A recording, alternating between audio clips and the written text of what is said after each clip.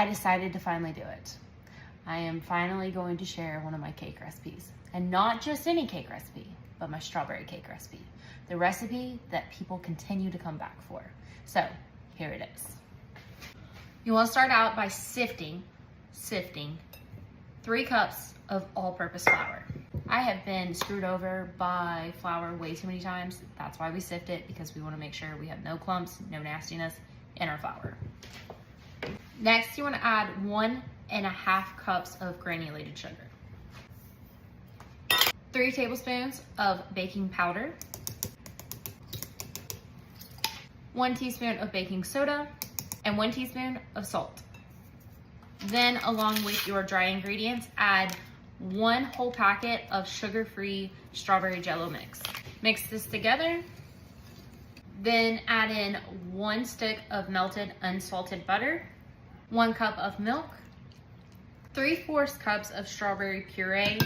All I do is I take frozen strawberries, put them in my blender, add a little bit of water if needed, and make a puree with them. 1/2 cup of olive oil, vegetable oil, 3 egg whites, and then 1 whole egg.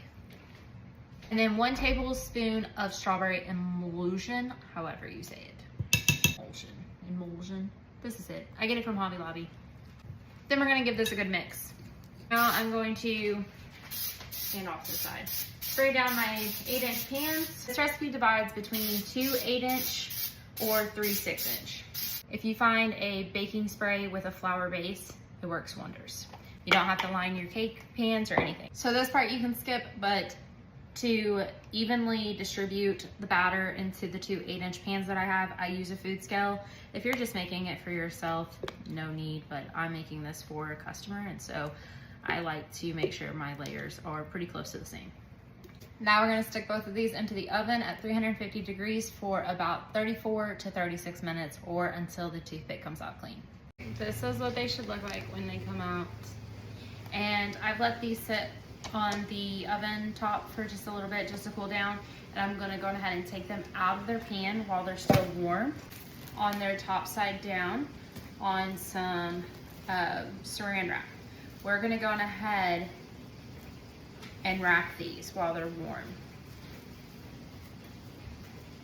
This just locks in the moisture and gets them ready to chill. I also don't take off the tops, so this helps flatten those top rounded edges. Now I will say, my cake recipes, they don't really have too much of a top, like rounded part of them, so it does help save on time for like cutting and things like that. Once these have cooled just a little bit more, I'm gonna place them in the freezer with the tops down, and they will sit in the freezer for a couple days until I'm ready to decorate. Trust me, freezing cake doesn't mess cake up. I will be posting a video on what I'm going to do with these cakes. If you have any ideas, feel free to post them in the comments and let me know what you think.